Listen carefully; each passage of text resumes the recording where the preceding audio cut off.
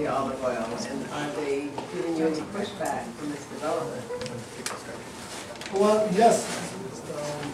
The question is, who used to harvest and market the olive oil, and are they giving me pushback in this development? The traditional channels of marketing were, well, of course, who harvest olive is the farmers all the time. But the traditional ways of marketing, there were, I would say, two channels other than the local market. The local market, we produce, in a good year, we produce 35,000 tons in Palestine. In a not so good year, we produce 15 to 20,000 tons. And last year we had a disastrous harvest. It was very low, about 6,000 tons, but that's rare. But Palestine consumes about 12,000 tons, and the rest needs to be sold somewhere. We probably sell about 3,000 tons through personal channels in the Gulf states, like Kuwait, Bahrain, Dubai, and so on. And those are not real commercial channels, but rather, I know I have family in those countries. I will send them my oil, and they will sell it by the tin, and then send me the money. Or sold in the local community over the time between two harvests. Or sold, some of maybe less than 500 where tons were sold through NGOs to solidarity networks. And the rest was sold through middle traders to Israeli traders who would export it to the US or Europe or in the Israeli market. So the short answer is that both the Palestinian traders and the NGOs are not happy with what we've done. I mean, that's just, even though the NGOs, some of them had to follow and become fair trade, and they certified fair trade, but we spoiled it for them in a way. So they have to do things, and they have to, and they don't have as much market. Actually, some of the buyers that were buying from some of these groups have started buying from us because there is more value. And now we're pushed, and that's a great dynamic. A lot of these NGOs to actually work fair trade, and some of them got fair trade certification and became certified. But now they have to do more work in order to do the trade. Israeli marketing now has turned into Jordan. The market price does not allow Israeli traders, or the level of the money that they want to pay is the local market in the West Bank will prevent them from buying. So they are buying from Jordan. But really this year is going to be a challenge for us. We'll see what's going to happen. Right now we're maintaining a good price. And we're buying this year about 500 tons and maintain a good price, but certainly we don't buy Palestine olive oil. We buy from the farmers that we work with, but we impact the local market. And we will see what's going to happen with the surplus, because I don't think the Israeli buyers are going to buy from Palestine. They're still going to, they have now shifted to Jordan. So this is going to be a challenging year to see what's going to happen. Right now the price is holding up. We're searching for new channels, but we'll see how the market will hold. Just so you know, right now the project is exporting at a level of about $5 million a year. So we've really grown rapid, very fast in this enterprise. How do you ship your olive oil out? Do you have to ship it through Tel Aviv on through Haifa. Air freight, or through Haifa? No, through Haifa by sea, yes. And do the Israelis charge you some kind of? No, what they charge us, or the extra, we pay about $1,000 extra for us being Palestinians, because we have to hire a semi from Palestine, a semi from Israel to meet at a checkpoint to exchange the load. So that's an extra truck that we pay for. So you can't drive your oil out of Nablus? No. You have to leave it at the checkpoint. We swap it at the checkpoint to with an Israeli truck driver that takes it to the port, and we cannot stuff our container in Palestine and pass it through the checkpoint, even though they have laser scanners paid for by the U.S. in order to allow for our export and our trade, but they wouldn't allow us to do it. And then we hire an Israeli company at the port to stuff the container. So we pay for a security check fee for that, and we pay for a third party to stuff the container, and we pay for an extra truck. Together between $800 to $1,000 every load. So when you press the olives, I would imagine there's some leftover product, like some Yes, husk. some mucilage or something like that. Can that be sold as feed for an organic situation, or use it as it's more suitable for composting? And the pits, can you use them for bedding, for like you do with almonds? You could use all those byproducts for other things. Yeah, we mainly right now we use them for heat source. A lot of the farmers use them to warm their houses with them.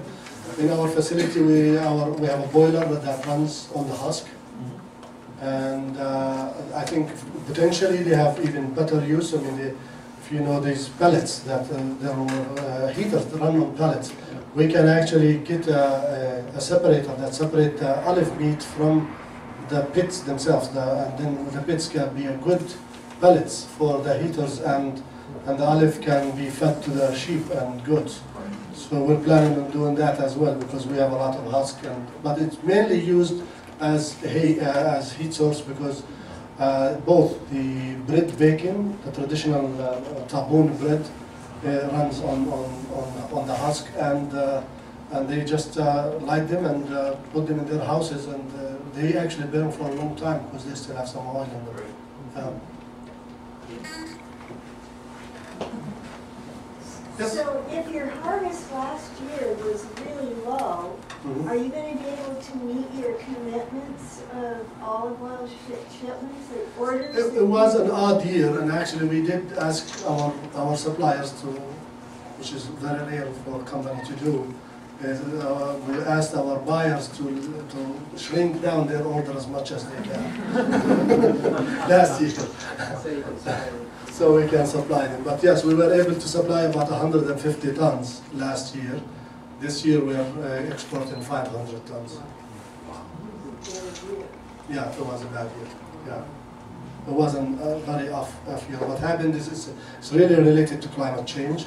We had very late rain. Early in the year we didn't get rain. And then the late rain then produced very late blossom. And then the blossom came during hot and windy season, which we lost most of the blossom, so we ended up with no olives in the fall. Yes? You mentioned a differentiation between different standards of different grades of olive oil, the extra virgin and the virgin, and I suppose there are other types as well. And you also mentioned the biodiesel project. And in fair trade, one of your principles, I know, is that you buy the entire harvest of the farmers, so they won't be stuck with surplus. Right. So is it possible that with that differentiation and with the biodiesel project, you might actually be able to purchase huge quantities, even not organically grown, and that way keep the price even higher for all the farmers? To offer it as biodiesel? Yes. It's, because you won't have a surplus, it will lower the price. yeah, but that will be a lot more expensive than diesel. And that would be obviously difficult for the farmers to afford. I mean, it has a lot more value than diesel, olive oil. It's one of the high price commodities. Yeah. But I mean, we're more invested in bringing the value high. We're trying to bring the value of the olive oil. We're now in a movement called Beyond Extra Virgin in Italy. And we actually hired a French expert from Italy.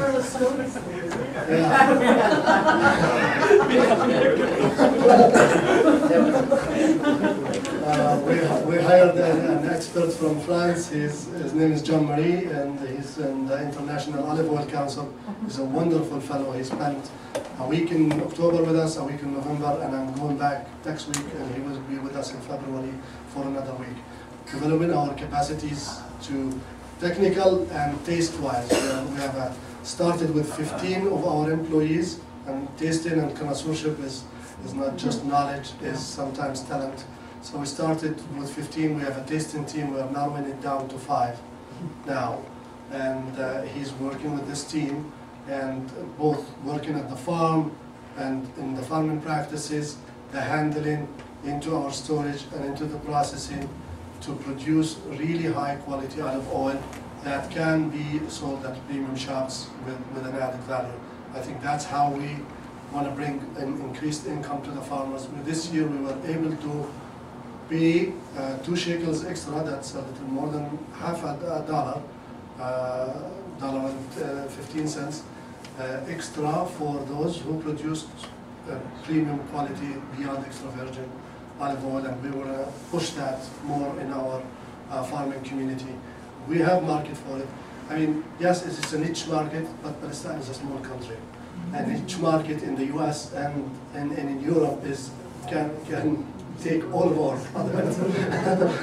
So this is the approach we are doing, and we're also going at it, increasing the value output from a quantity perspective.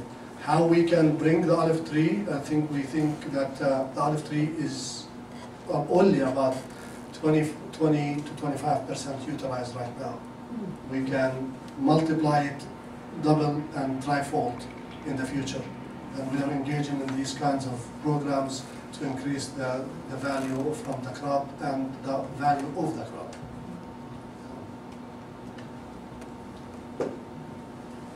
Yes?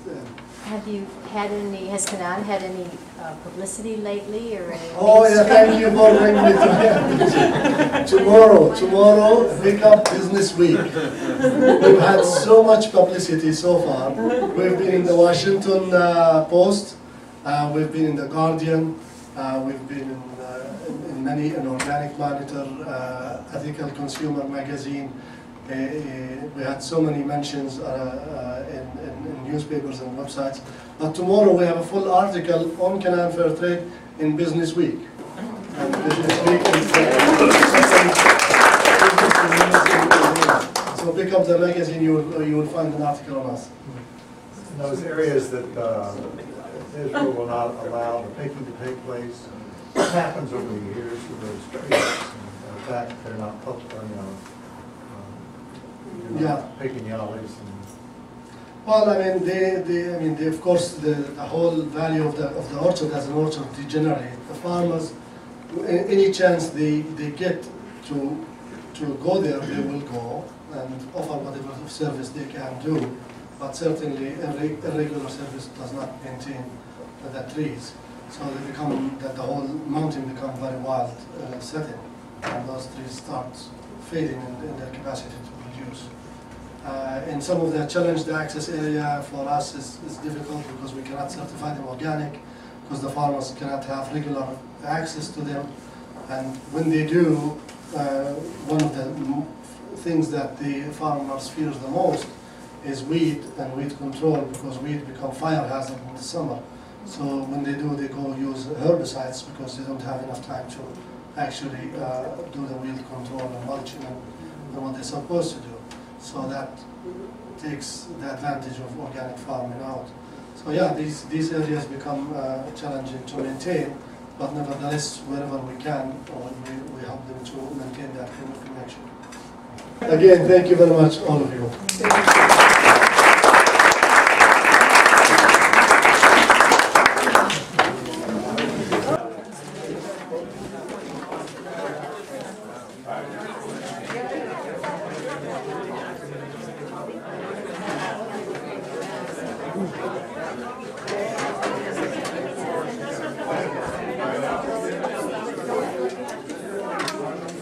Thank you.